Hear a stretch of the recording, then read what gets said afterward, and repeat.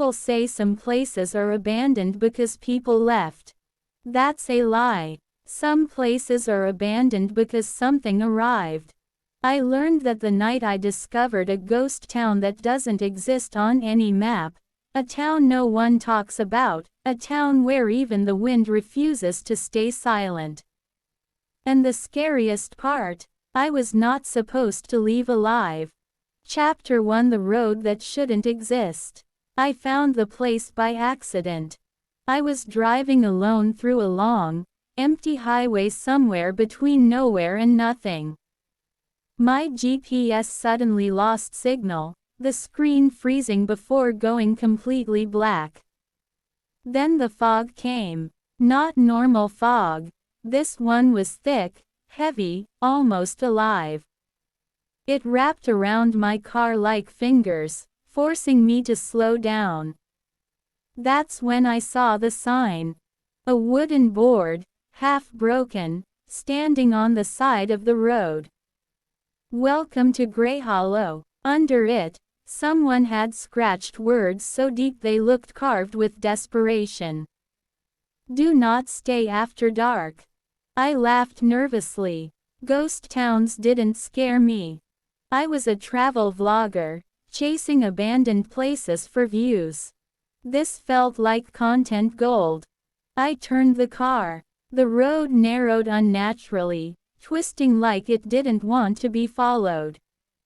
My headlights flickered as houses appeared, old, rotten, frozen in time. Grey Hollow. The ghost town no one talks about. Chapter 2: A Town That Watches. The moment I stepped out of my car, silence hit me. No birds. No insects. Not even wind. Just silence so loud it hurt my ears. The buildings looked normal at first. Homes, a school, a grocery store, but something was wrong. Doors were wide open, as if people had fled mid-step. Inside the grocery store, shelves were stocked with expired food from decades ago. But dust was missing. Everything looked recently used. Then I saw footprints. Bare footprints. Leading into the darkness between houses. I told myself animals could have done that.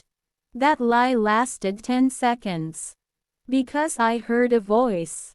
A whisper. You came back. I turned around.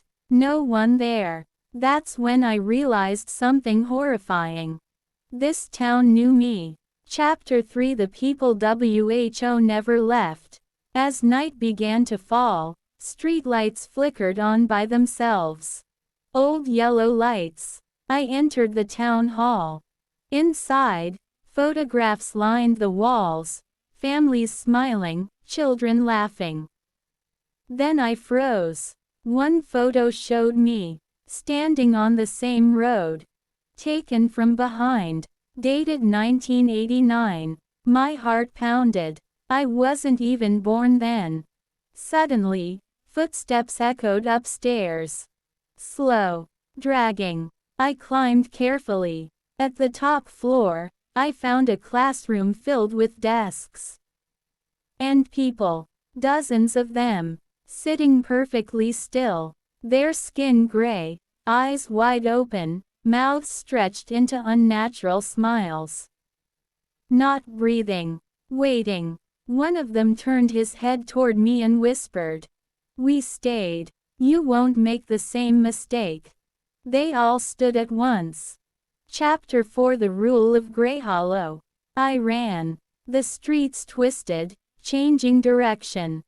Houses moved when I wasn't looking. Windows slammed shut as I passed. I reached the church. Inside, candles were lit, fresh. A journal lay open on the altar. It explained everything. Grey Hollow wasn't abandoned. It was chosen. The town fed on travelers, on loneliness, curiosity, and fear. Once you entered, it learned your face, your memories, and kept you. People who tried to leave were turned into watchers. Silent. Smiling. Forever. A final line was written in shaking ink. If you read this after sunset, it's already decided. The church doors slammed shut. Chapter 5. The thing under the town. The ground shook. From beneath the church floor, something moved. Not a monster. Not a demon. Something older. A voice echoed through the town. Stay. Faces appeared in the walls. Hands pressed through windows. The watchers surrounded the church, smiling wider than humanly possible. I screamed. And then everything went black. I woke up in my car. Morning sunlight. The road was normal. No fog. No sign. Gray Hollow was gone. I laughed in relief, until I checked my camera.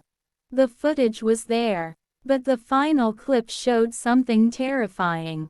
Me, standing in the town, smiling, not blinking, and behind me, the town sign now read, "Welcome back." That night, I woke up to footsteps in my house.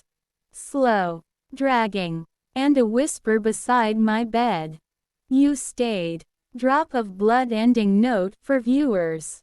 Some towns don't want visitors. They want residents.